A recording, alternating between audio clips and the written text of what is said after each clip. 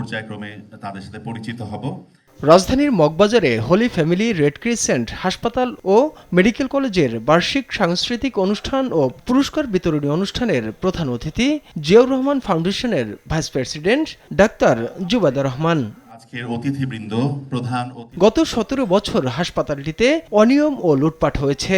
সেখান থেকে উত্তরণ ঘটিয়ে চিকিৎসা সেবায় হোলি ফ্যামিলির হারানো ঐতিহ্য ফিরিয়ে আনতে সরকারের সহায়তা চান সংশ্লিষ্টরা।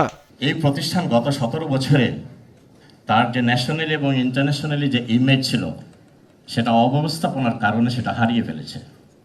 সেটা পুনরুদ্ধার করা একান্ত জরুরি।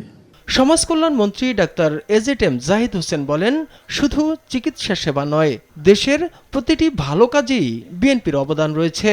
আগামীতে চিকিৎসা সেবার মান ধরে রাখতে কোনো রকম ছাড় দেয়া হবে না। রোগীর কাছে ডাক্তারের যেতে হবে, ছাত্র ফিফথ ইয়ারের যেতে হবে, ফোর্থ ইয়ারের যেতে হবে, তাহলে আপনি ভালো শিক্ষা পাবেন। যে গুণগত মান ধরে রাখতে হবে, এই ব্যাপারে কোনো কম্প্রোমাইজ করা যাবে না। প্রধান অতিথির বক্তব্যে ডাক্তার জুবাইদা রহমান বলেন, গ্রামাঞ্চলের মানুষ এখনো পরিপূর্ণ স্বাস্থ্য সেবা থেকে বঞ্চিত। আগামীর বাংলাদেশে কোনো মানুষ যেন চিকিৎসার অভাবে প্রাণ না হারায় এমন একটি চিকিৎসা ব্যবস্থা নিশ্চিত করতে হবে।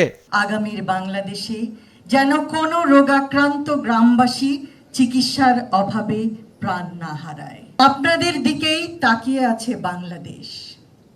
আপনারা নিশ্চয়ই মেধা, শ্রম, অধ্যবসায় ও দেশপ্রেম এ উদ্বুদ্ধ হয়ে গড়ে তুলবেন সকলের কাঙ্ক্ষিত চিকিৎসা ব্যবস্থা ইনশাআল্লাহ। পরে শিক্ষা ও সংস্কৃতিতে বিশেষ অবদান রাখায় শিক্ষক, শিক্ষার্থী ও সংশ্লিষ্ট ব্যক্তিদের হাতে সম্মাননা পুরস্কার তুলে দেন ডাক্তার জুবাইদা রহমান। আমরা একটু সময় নিচ্ছি আমাদের সার্টিফিকেট। তাইফুর রহমান তুহিন, দেশ টিভি, ঢাকা।